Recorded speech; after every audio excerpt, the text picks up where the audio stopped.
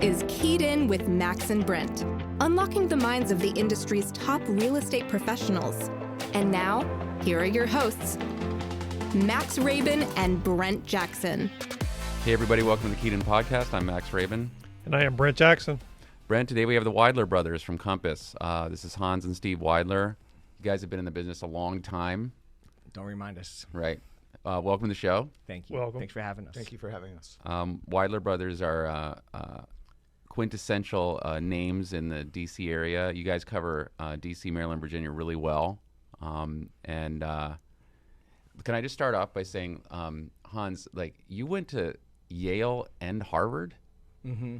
So after like going to major Ivy League stuff, like did you get into real estate after that? Can you just go ahead and? Yeah, so I actually sort of had a midlife crisis. My first midlife crisis. I'm on my second or third at this point, but I was sort of early in the internet bubble, and I did 3 internet startups after business school, and none of them worked. I felt like I was a surfer out there in the ocean trying to catch a wave. And, my last startup was based in Atlanta. I was commuting like a consultant Monday morning, going down to Atlanta, coming back Friday afternoon. My wife and I had our first child, and it was a really, really tough experience. And so I was like, time to get a real job. And the kind of jobs I was teed up to do were going to take me to a different market, like San Francisco or New York or someplace else. And we loved D.C., and we wanted to make D.C. our home.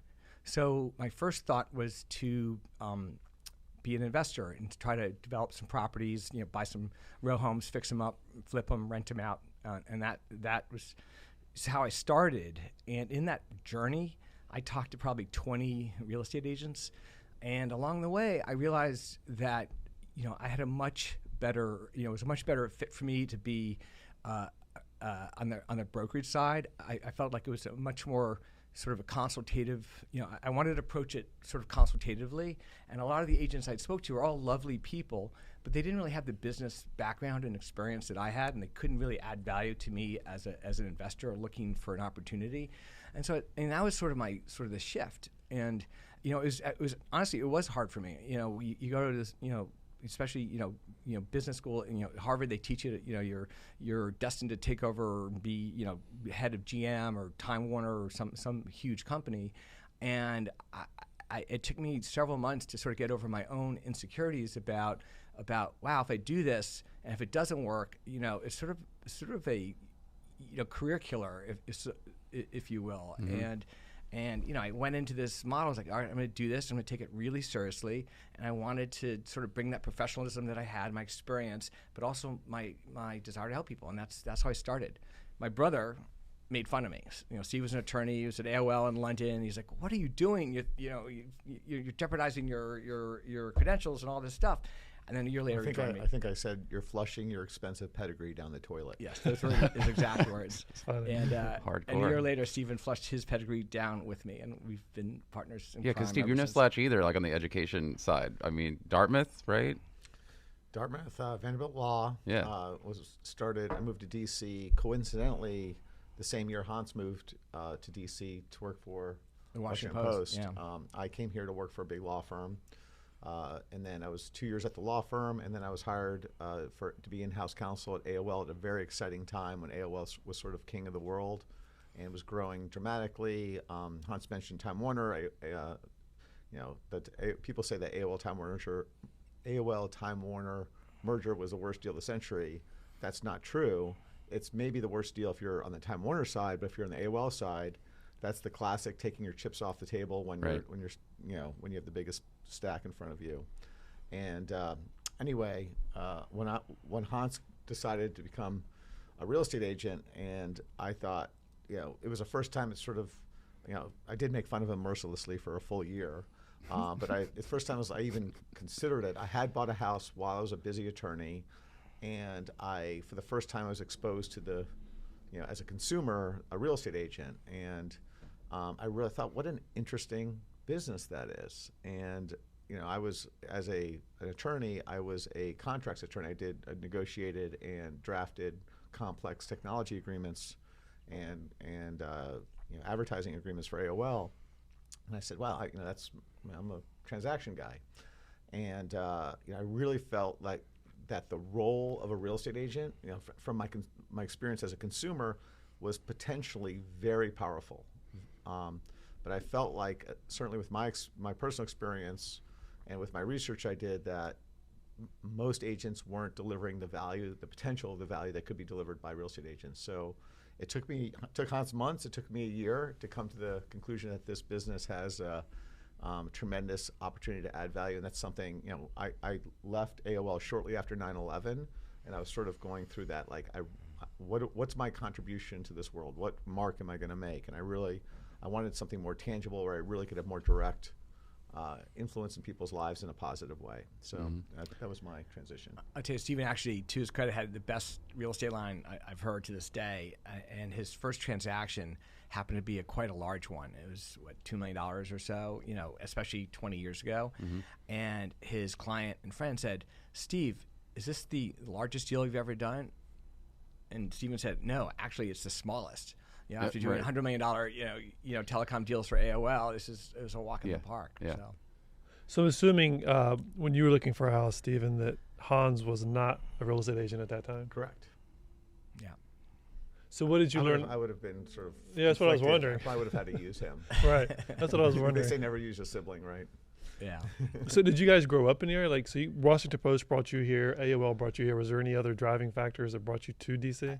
No, it was just sort of serendipity. My two college roommates were both from Washington, and I interned like everyone else on the Hill when I was 19 years old as a freshman, and I loved it. We grew up in an apartment in New York City. Like, whoa, you can live in a home and be in a city and walk to places, but have all this space.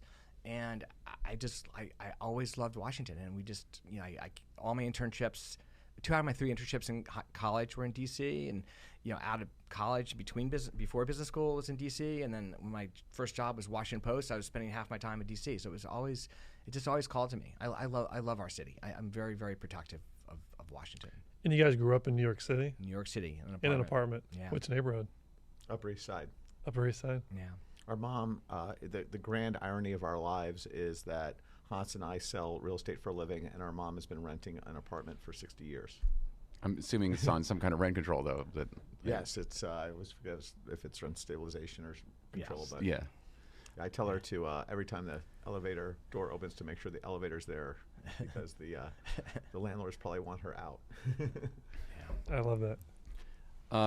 So what year did you guys join up together as a team? It's been 20 years. 20 years. Yeah. Right out of the gate, or did you guys kind of go your separate paths and then come together? We worked collaboratively for the first year. Being an attorney, I wanted to figure out what this business was, and so it took us a year to sort of figure out what the model was for us to work together and for it to work out. And just by happenstance, Hans at the time lived in Maryland, and I lived in Northern Virginia, and it was a great way to start a business, because I think to this day we're one, if not the only one of the few teams that truly, everyone says they cover all 3 jurisdictions, but DC, Maryland, Virginia each has agents that specialize in that jurisdiction. They have their own contracts, they have their own sort of customs, and it's hard. You have inventory, relationships, being present in the area, and I think we're one of the few teams that truly does straddle the river by having a lead live in one on either side of the river. So I guess my question is, with your backgrounds and coming together and deciding hey, this is something that we can do together, and this has enough upside to make good lives for ourselves. What about the industry and the market did you think that you could do better specifically, or really well specifically, that was going to help your trajectory versus the other competition? Because you guys are among the most successful brokers in DC history. So was there anything specific that you were like, we should be doing this, the competition isn't doing this? Anything like that? Well, so when I started 21 years ago, I don't think Al Gore invented the internet practically. It was early, and we were doing some things that were really... That was one of Hans's many bad jokes you're going to hear during this podcast. but it was... we were one of the first ones to basically have email newsletters, for example, and just back then, no one even had databases or CRMs or any of that stuff. We were very, very early in all of that. We were really we were the first generation of approaching this professionally as a team. How do you scale? What are the processes that are more administrative that can be separated from the actual professional aspect of this? And now everyone's doing it, but back then no one was doing it. I mean, we were really on that cutting edge, and then you layer in our professional background. We understood it a marketing plan. In professional marketing is the 4 Ps. And for us, product is a good example. It's the core of a marketing plan. Is what's the product, what's the value proposition, and for us, product is the home. It's presentation. How does the home show? So we were really early on in all those things. And then over the years, we've done all sorts of things. We had a vendor directory. We've had, creative events that we've done. We had I guess 2014, we were recognized by Inman as the most innovative realtor in the country, right? There's back then 1.2 million realtors. We've always tried to do things a little bit differently and a little bit better, if that makes sense. And just to add, in 2002, when I started Hunt Store, 2001, the business model was shifting of real estate agents. The value of agents pre then was information. You had to get listings from agents, and with access to listings. To listings. There was no Zillow at that time, and so when we joined, that was changing because listings were becoming consumer-based search engines were becoming available, and in that environment, it wasn't getting the listing. It was trying to figure out, sort through too much information and how to navigate it and how to make intelligent decisions and have a strategy to be successful. And Hans and I felt in that environment, we would be, with our backgrounds, we could sort of have the substance of being an agent. Like I always say, there's 2 aspects to a business. If you have great marketing, you'll have a good business. You'll have a solid business. If you're substantively really good at what you do, and this is for any business, not just real estate, you'll also be successful at what you do. But if you have great marketing and you are substantively, I'm not going to try excellent. Sound it out. Yeah. Your success will be exponential. It really is. I think we were one of the first teams to actually have brand advertising in the print and online. Meaning we were advertising sort of the team and sort of our consultative approach. We've always had a thread of humor in our advertising, and back then, if you opened up Washingtonian or it was early days of Bethesda Magazine, every realtor ad was a product ad. Meaning you would open it up, you would see anywhere from 1 to 30 properties, and at the top banner or footer you would have Sally such Smith, realtor, John Doe, call me. top 1% agents nationwide, and a telephone number. And we scrapped that, and we did the two side by side head ad, the O Brother ad campaign, which that was great. That's one of the better ones I've seen to date. Yeah. I mean, it's so simple, and I know the approach to real estate marketing back then was literally just like the grid of properties and whatever. Yeah. I I mean, I tell you, I was thinking back on it, early 2000s, if you guys remember, but it was really a go-go, crazy, zero money down, and you could just stick any sign in the yard, and you'd get 3 offers. And our job back then was really trying to explain to folks that, in a hot market like that, the value of the property isn't determined by the person willing to pay the most for the property. It's determined by the person willing to pay the second most, because in our market, all of our markets, we use escalation clauses. So that means I'm going to pay $10,000 more than the next highest offer. So if you have one guy's willing to pay $2 million, but the next highest offer is 1.8, you're not getting 2, you're getting 1.8 plus $10,000. Sure. And so back then, especially we were young and I should say younger, but we were competing with folks 20 years our senior who just didn't understand basic negotiations, basic dynamics of the marketplace. I just had a situation recently where we were able to negotiate significant premium for our clients because we understood some of these the dynamics of the bidding situation that we were in. Mm-hmm. So those things help. It can mean the difference between getting the home that you want or losing it. It can mean getting the home you want and paying less than you would otherwise have to. I mean, it's always easy to say I'm going to spend $1 million, above the price. But what if you get that same house for $200,000 above the price, right? Those things come into play, and that's where I think our experience and expertise can really make a difference for a client. No doubt. I mean, that's interesting. And to go off that just a little bit, and we'll circle back. I mean, you guys have been doing this for 20 plus years. You're very seasoned, well educated. The entry barrier to our industry is very low. So when you're talking about you're educating to get the best deal for your client, you're educating your client, but you're also educating the other agent? Because there's some bad agents out there. Yeah. So one of the frustrating things of the business is that sometimes you're only as good as the agent on the other side, and if a client is has momentum, you're ready to make a decision, you just need one answer to a simple question, and the other agent's ghosting you or not giving you whatever, and then your client gets frustrated with you. It's like, why can't you get this information for me? And so Hans and I and our team feels that it's our job to sort of come at this from always try to lift the tide for everyone. So in a nice way, we can help an agent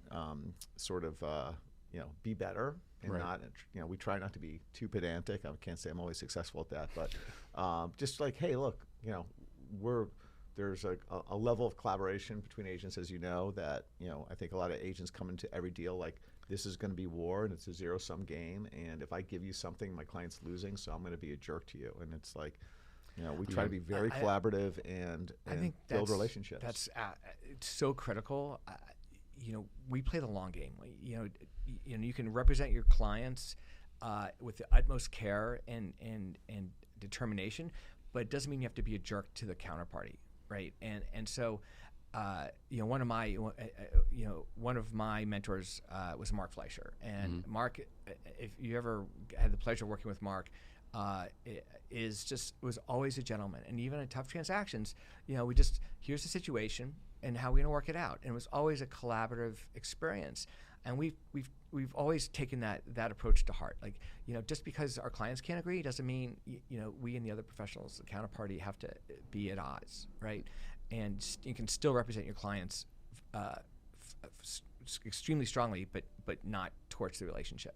Yeah, I've always been of that mindset of like, what would so and so do? Like looking up to other realtors throughout my career, and I still do it. And Mark Fleischer is one of those guys. It's like he's extremely successful, and just knowing his personality and just having just spoken to him, like when he's walking me through a house, I just see how he does things. He was always one of those people where I was like, well, what would Mark Fleischer literally do in this situation? And if you can just conjure that up just from knowing him, then you're probably on the right path to a successful transaction. Right. Yeah. So we have an attorney in the room, though. So you're talking about the control of information, the early days where, before we didn't even, like, same thing at our office. When I worked for we are now TTR Sotheby's, it was just Tut, Taylor, and Rankin Real Estate. We didn't have high-speed internet. We were using AOL dial-up to send emails. It was very basic. And then Mongo fax. Did you have Mongo fax? We had Mongo fax, absolutely. I had another fax form where you had to literally fill it out in block letters. It was ludicrous. Yeah. And typewriters. So you were in practice during typewriter days? I was a typewriter guy. Wow. I mean, a lot of agents were handwriting their offers, and we were just like, we can't be like this. We got to use a typewriter. Get a typewriter, obviously. Like, line it up. That was the technology. Well, I'll tell you, so just sorry to interrupt your question, but when I came to residential real estate, like, in corporate America, like, you do a contract, it's printed, and there's no handwriting on the contract. Right. And you saw this. I came to get into residential real estate. We're like crossing out like, 1.8 million to 1.9, and initially I'm like, this is like a whole new world. I was just like, it was quite the adjustment. Yeah, I agreed. And people still do that. It's really funny when you get one like that. I still occasionally get like it looks like an 8-year-old wrote it. I don't know, whatever. But the question was, control information. Here we are. Information is way out there. So many websites where you can look up the history of a listing, the history of when it last sold, the tax record, whatever you want. And now we're in the situation with the Sitzer-Burnett verdict, and which will, obviously go through appeals. And then there are some brokerages that are out there like renouncing their realtorhood, if you will. What do you think about this current situation? I haven't really had a chance. We were talking about like doing a show just about this. We haven't had a chance to do this. I just want to get your like specific thoughts on this from a more legal standpoint, and also, you're in the industry, so very seasoned. Yeah. What do you think is going to happen, and where are we going here? So, when I first heard about the lawsuit, I frankly didn't pay very close attention to it because it felt and sounded frivolous to me. Mm-hmm. And I think like a lot of folks, we were shocked by the outcome. And then, of course, my Monday morning quarterbacking of the situation, realized like, oh my gosh, like it's brilliant. It's like the perfect storm for a plaintiff suit, which is, plaintiffs' attorneys in these class action suits, the first thing they look for is a big pot of money. And what's better, that the realtor commissions is a great big Billions pot of money. Dollars, right? And then they look for consumer sentiment, and they really they played in hard into this I think far too common sentiment that realtors are overpaid. And I think a lot of these shows we see on HGTV and Selling Sunset like play into that. They don't help that. We're grossly overpaid, and why is that? And then you mix that in with a jury trial, and it's like a perfect storm. It's like, $1.8 billion, boom. And, so my view of it is it's a very simple solution. Like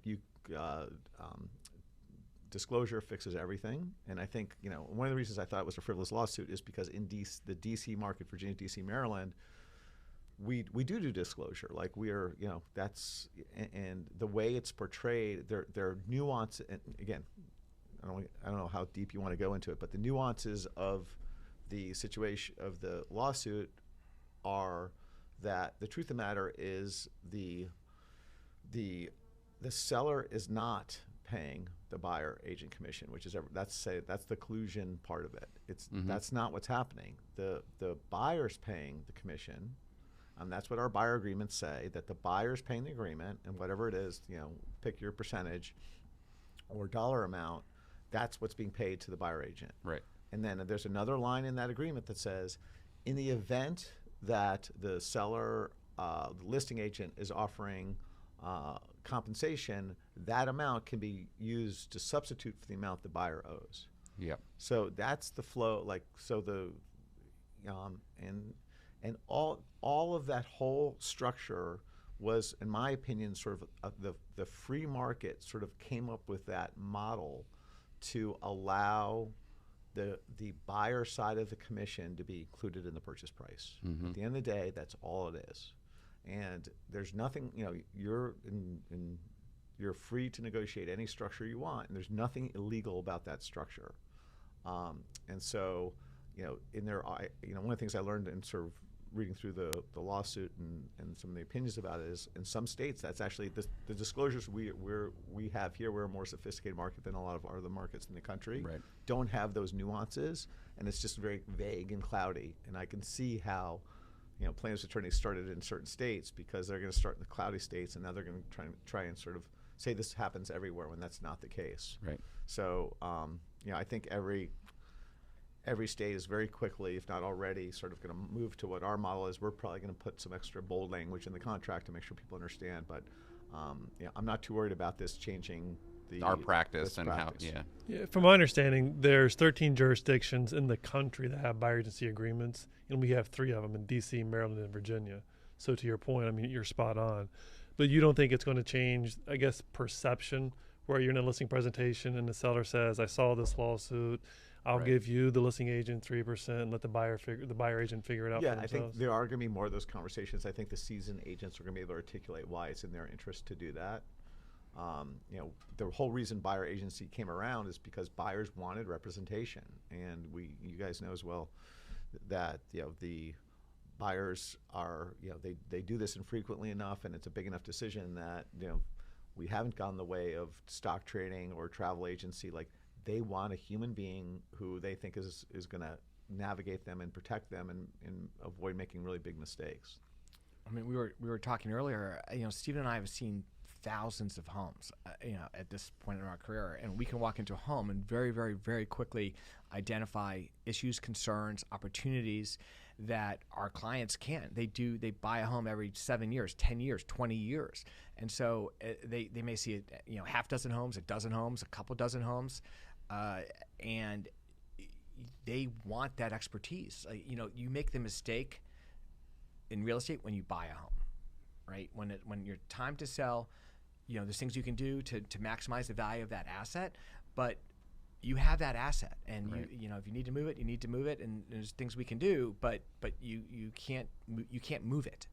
I had this great conversation once, and there was a very, very beautiful home right on the corner of two busy intersections, and talking to the listing agent, the seller was very frustrated that his home wasn't selling. And I was like, well, were those two busy roads here when he bought the house, right? And he invested millions of dollars in this home, and then he was overbuilt for that intersection, and now he's stuck. Right. So a typical problem. Like I'm just in the middle of a situation right now with a listing where I've got the seller looking at Zillow and Redfin, what those estimates are, and I don't know how those estimates got to where they are, but it's given him this sort of very inflated idea of what he thinks his house is worth. And again, we look at thousands of houses, and this is like a $3 million price range house. I mean, I look at every single $3 million house in DC, every single one of them, and it's like explaining these things. It's like, and I wasn't there when he bought it either, so it's like I don't know if it's your experience, but we always, as reference points, want to know what those estimates are, and I've seen more and more divergence in those two estimates in the last couple of years than I had pre-pandemic. Right. So it's interesting. Like, they're using algorithms and they don't agree, right? So we're still needed is basically Still needed. what we yeah, absolutely. Yeah. Let's talk about the Wydler Brothers team. Your current setup. How many people are in your team right now? So we have about 12 or 13 people, and Stephen and I have, I don't say we've done it all, but we've done a lot. When we started, we grew our team, and we at our original brokerage, we grew our team to about 30 people. We were the largest team in the DMV in terms of production and size. We were number 2 in the entire company out of like 12,000 real estate agents.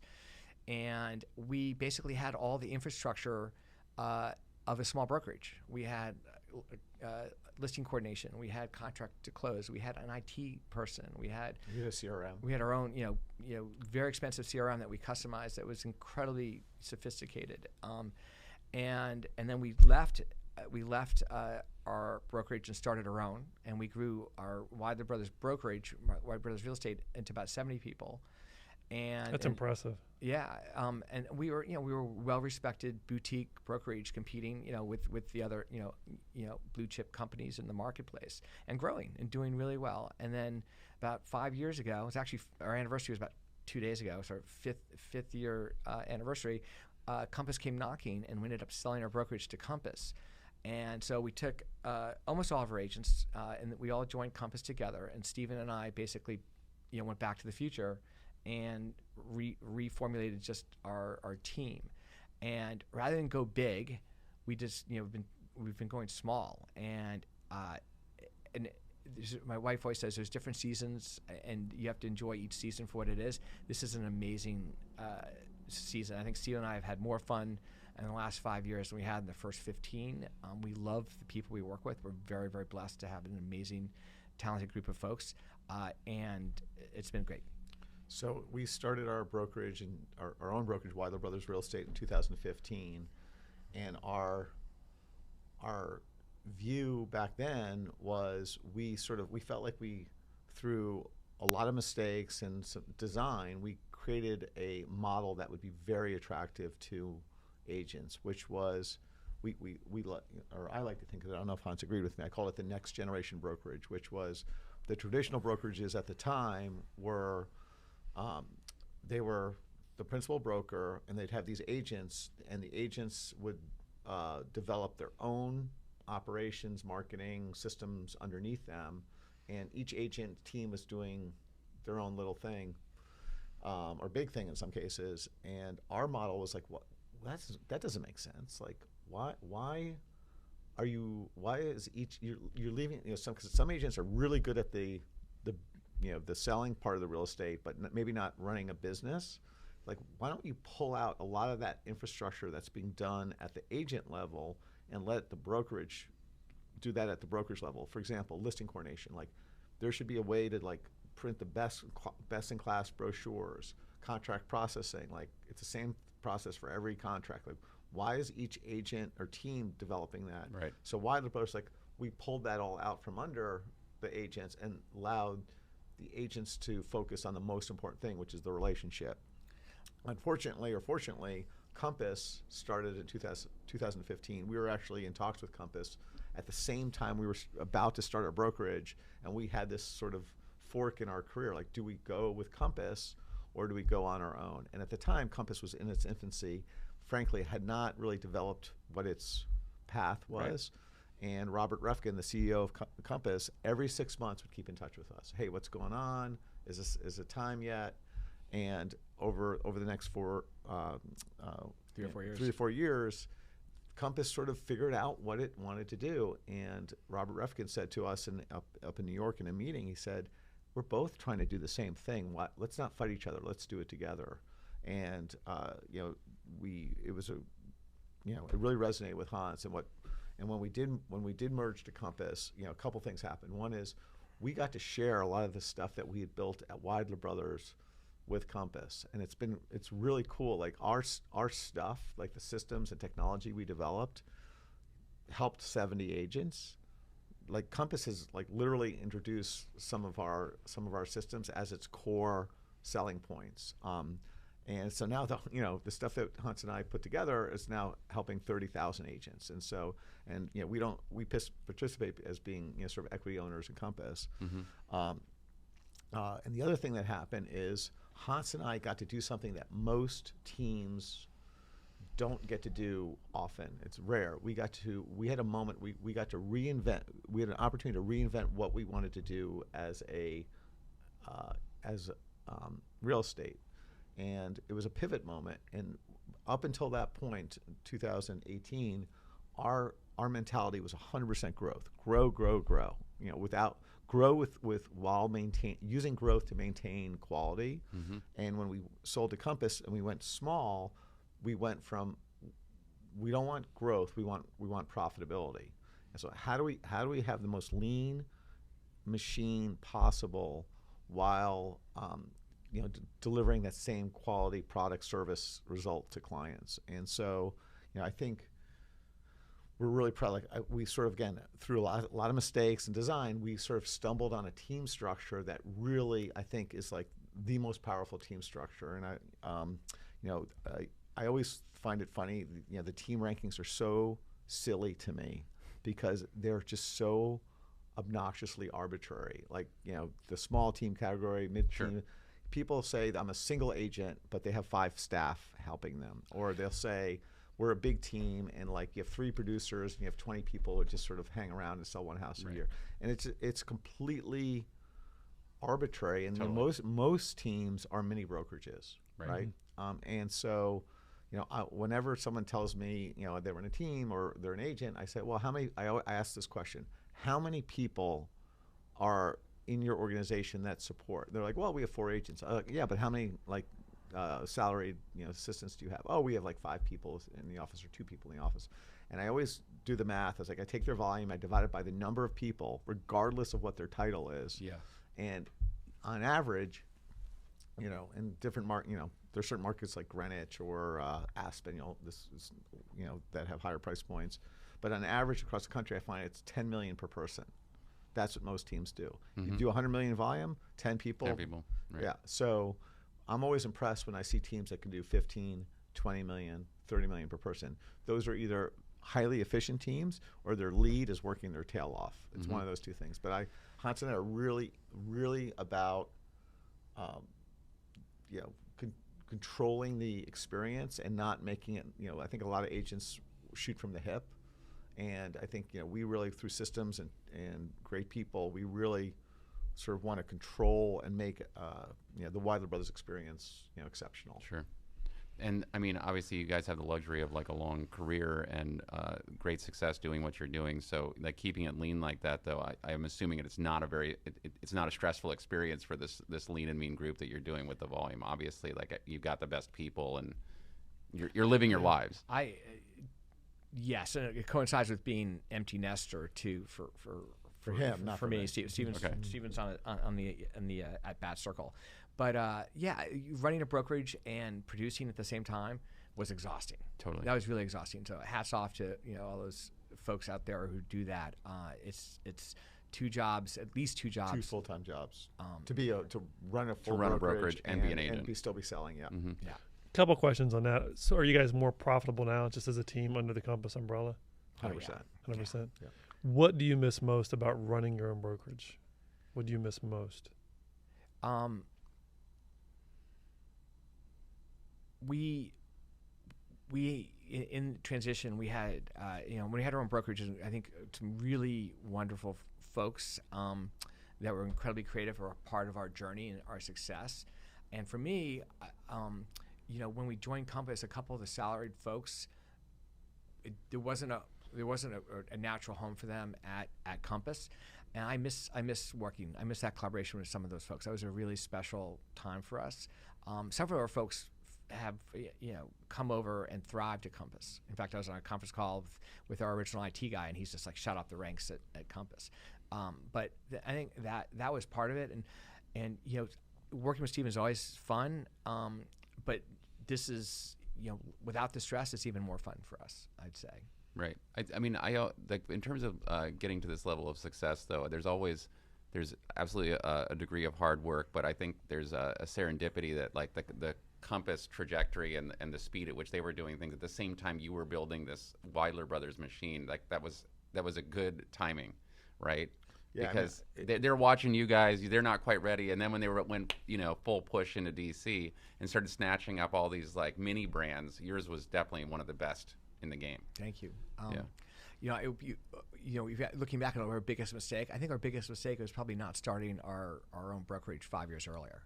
The Compass, Hans and I probably spent less than 5% of our time recruiting the broker, new agents into our brokerage, and we grew it from 30 to 70 and to 70 in 3 years. Compass at the time, came in. They had like 2 or 3 full-time recruitment people, strategic growth people, who all they did was cold call people all day long and have meetings. And we were competing against that. And had Hans and I started pre-Compass, I think our model would have really resonated with people. But we were talking to people who were also talking to Compass, and but to answer your question, to add on to Hans, the people is what definitely. We had some great people. We controlled the culture of our Wydler Brothers, and it was real fun. Like we were very protective of our culture. We had core principles. Our number one core value was do the right thing, and that's always sort of still remains our guiding light of being real estate agents. But I don't mind not being signed onto a commercial lease, and For sure. all the Right. headaches of managing Totally. 70 agents who have all sorts of crazy problems happen to them. So did your production, can you quantify your production when you left brokerage, like your all's personal volume, leaving brokerage to going back to the team? We did about $400 million when we sold to Compass, and in the first year of COVID, I think our team production, we had maybe 17 people, 16 people. We did $290 million. Mm-hmm. So we did 3/4 the volume with 1/4 of the number of people. Yeah. If that helps. I mean, I just can imagine the stress associated with running your own brokerage. I mean, even running your own team has its stresses. You have the overhead, the operations, the other agents you're working with. So you still have the small headaches. But if you're just a sole agent with 3 or 4 admin, like you can really just turn and burn through transactions and clients. It's just it's wonderful. I mean, and having the right people in the right place and is it makes it magical. You know, I read a Jamie Dimon interview once, and people are like, "Why are you still doing this?" You know, he's a billionaire and multiple times, and he says, "Nothing gives me more joy than working with a small group of people that I really care about and enjoy working with, competing and winning." And when he said that, it just totally resonated. Like it's fun. Like that's the really, really fun part. Coming in every day, it's like a huddle. Okay, what are we gonna do? What's the plan? What's this? What are we seeing? And that makes it wonderful. One of the things that happened when we had our brokerage is that we had to when we did recruit agents, we had to we didn't have to. We chose to put them through a training. And whether it was a brand new agent or an experienced agent, it was a requirement. We called it a boot camp, and it was 16-hour boot camp. And I just remember from our previous brokerage, like, oh, come over, agent, X from other brokerage. You've sold for 10 years. You must be great. Good luck. Yeah, just go for it. And Hans and I really wanted to make sure people bought into our and understood our mindset, our methodologies, our do the right thing. So we built training modules for started with how to build your business, like just the business, nothing about real estate, like how to build a business, how to work with buyers, how to work with sellers, how to negotiate. We'll give you a simple example. Yeah. This end of the year, we're doing our budgeting for 2024. When we had our brokerage, and we would have off-campus retreats, and there were all-day sessions, and one of the sessions was budgeting, and we asked everyone to create their budget, and we'd come into the meeting, and what was distinctive is we shared our chart of accounts with everyone, so we wanted everyone to use the same nomenclature for how they're doing their budgeting.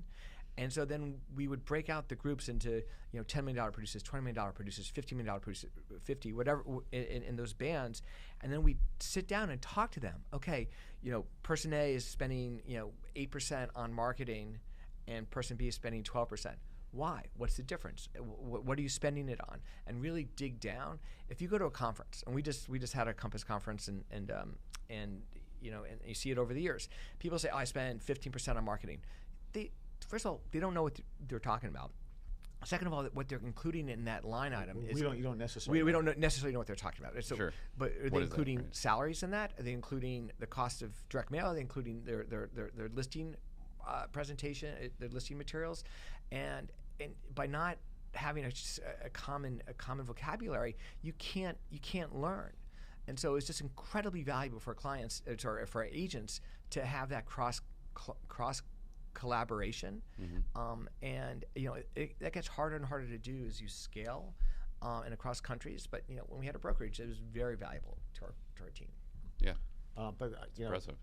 When you teach something, the teacher actually learns it really well. So just building out and creating these boot camps and training, giving, I can't remember how many, probably given them 50 to 100 times now. Like, I know,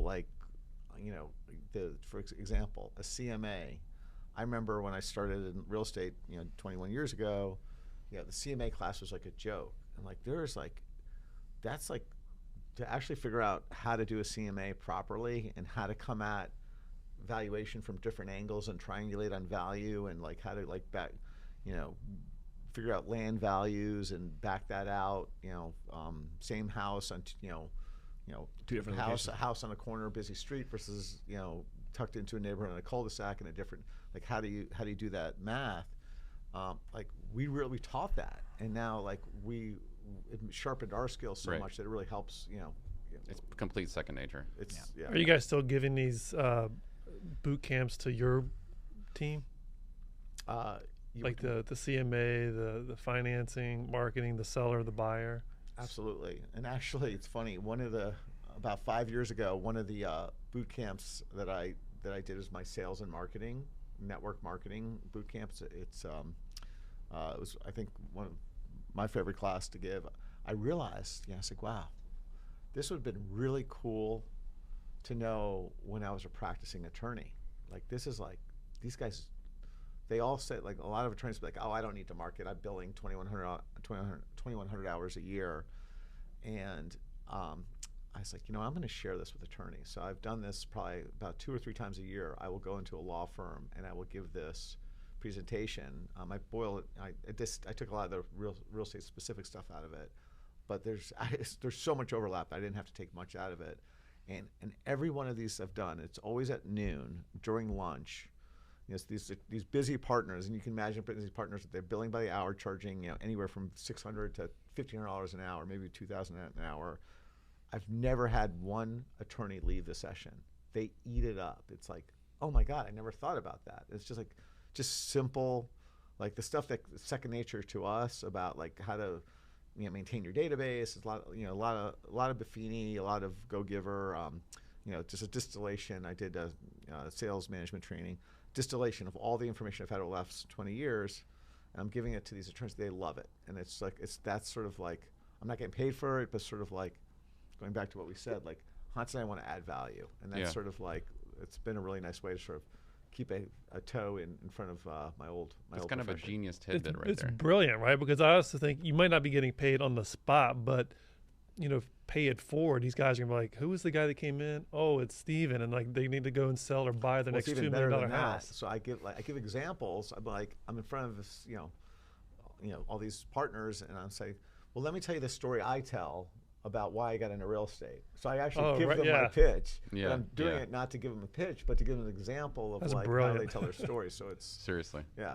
Doctors are up next. You headed to med school. It's funny. I had a recent sports injury, and the doctor I chose also had a sports injury. And it's like, oh, he feels my pain. Literally. Yes, exactly. So. Well, Hans and Steve, it's been great having you guys down here, getting to know you better. I don't think I've ever really talked this long with either one of you, which is it's kind of weird because we've both been in the business like just about the same amount of time. Really great stuff. I like that the training stuff is actually fantastic. Definitely have gone through trials and tribulations just with our small team, where it's like you assume someone knows how to do something. You can't do that. You really need to train them up, and it's like we got to bring that experience, and then obviously it's good for us too. So, yeah, thank you. Brent's going to hit you with some rapid fire questions. 5 easy questions. Here we go. Favorite book or go-to book you'd recommend? Go Giver. Go Giver. I like Rich Dad Poor Dad. That's a business book. That's a great book. Yeah. Favorite movie? Pulp Fiction. Pulp Fiction. A classic. I can't answer that. There's so many good ones. This time of year, it's A Wonderful Life. A Wonderful Life. I think you got Elf on replay right now. Elf was on last night at the house. Yeah, I think it's on every night, right? Yeah. Favorite food? Sushi. Oh gosh, a well-cooked steak. Well-cooked steak. All right, so Hans, what's your go-to sushi in the DC area? Well, my favorite. Tachibana. For me, Sushi Co. is right in our Chase building, right there, and I love them. That they've changed their timing and all that during COVID. So I'm in search of my next favorite. There's 2 types of sushi. There's like fancy sushi, and then there's like just the cut of meat. And totally. For the cut of meat, I would say Tachibana. Yeah. Okay. Vacation spot? We go up to Cape Cod every year in Chatham. We love it. I'm still the lifelong journey to find my favorite vacation spot. But I love every one of them. Different. Every year is different. Yes. Favorite sports team? Yankees. Oh gosh, I'd say Yankees. Yankees. They're New York guys. New York guys. For real. Yankees over Knicks. I'm a fair weather fan. I won't pay attention to them unless they're in the World Series. So you guys like the Yankees though more than the Knicks? Oh yeah. Yeah. We're not tall, so we're they're both great. Basketball wasn't as important to them. Right. That's all the questions for me. All right, guys. Thanks for coming down. Thank you so much. Really appreciate it. Thank you. This is really professional. Thank you. Thanks for listening to Keyed In with your hosts, Max and Brent, unlocking the minds of the industry's top real estate professionals. For more information on selling your home, find us online at keyedinpodcast.com. Remember to subscribe to Keyed In on Apple Podcasts or wherever you like to listen to podcasts. Follow us on Instagram at Keyed In Podcast, at Rabin Max, and at Brent E. Jackson. And follow Max on TikTok at MaxwellRabin_properties.